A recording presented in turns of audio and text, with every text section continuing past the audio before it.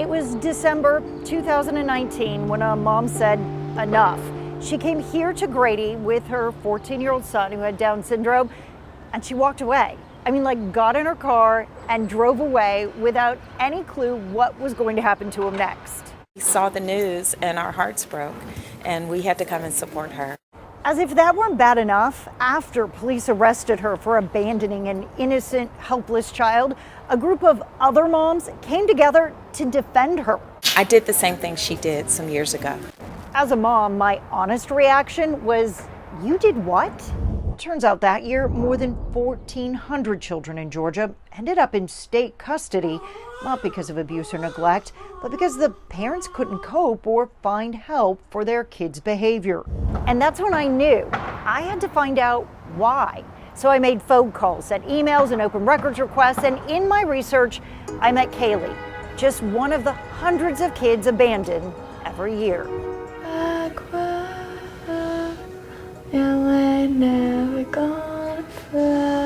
Kayleigh loves to sing. It took a few moments for her to warm up to the idea of singing for me. You ain't got no one to hold you, you ain't got no one to care. But once she started, she seemed almost impossible to stop. I didn't want her to stop. She seemed happy. Music is an important part of Kayleigh's life. You're home with me, right where you belong. Are you right where you belong, Kayleigh? Yeah. Did you have any idea when she was born that there were going to be mental or physical challenges? She would projectile vomit across the room, and just kind of, sometimes she would like seize in my arms and kind of her eyes would roll back. This is you right before your first brain surgery. Oh yeah, girl. If Kayleigh's life were a song, Don't do it. the sheet music would be filled with diagnoses instead of notes. Intellectual disability, mitochondrial disorder, leaky gut, oppositional defiant disorder, ADHD, and PTSD.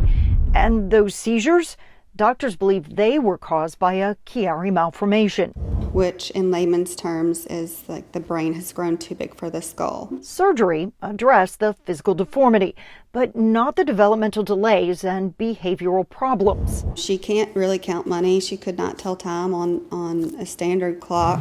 It also means she's impulsive, has fits of aggression, and a habit of running away. There was a brief period where it was very, very scary in our house. You know, the damage to the home and, you know, throwing things. My child will get out of a moving car on I-20 and run across that freeway. Early on, the stress and focus on Kayleigh's needs ended Christina's marriage. Me and my dad. At the beach. That me and my daddy. Constant calls to the school and doctor's appointments ended her career. In 2019, they lost their home. Why you wanna fight? At 16, Kayleigh just wanted the song to end, intentionally overdosing on 2 medications. You ain't never gonna fight. It was then in desperation to get Kayleigh better access to treatment, Christina gave up custody of her daughter. Never did I want my child to leave my home. I just wanted help. I felt like I failed her. I remember I couldn't get out of bed for a week.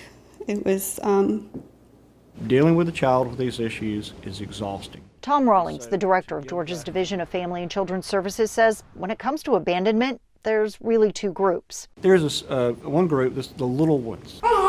First are the parents who just can't cope. Last year, that made up about 5% of the children that came into DFAC's custody. They are usually babies or young children with parents who struggle with severe substance abuse or mental health issues. Then there are children like Kayleigh. That's another 12%.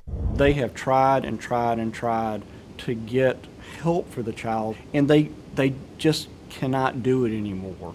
They want to care for their child, but what if their own child is perhaps a danger to other children in the home? What are the gaps?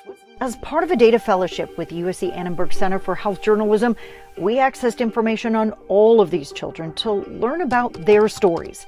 their songs, why they came into care, and the costs associated. In any given year, our agency spends about $40–50 million. Do you remember the time when you were away from your mom? No. When you were at the group home? No. You don't remember it? No. I think you remember. No. You just don't want to talk about it. No, I don't. No, I don't, Mama. No. 'Cause I'm only human.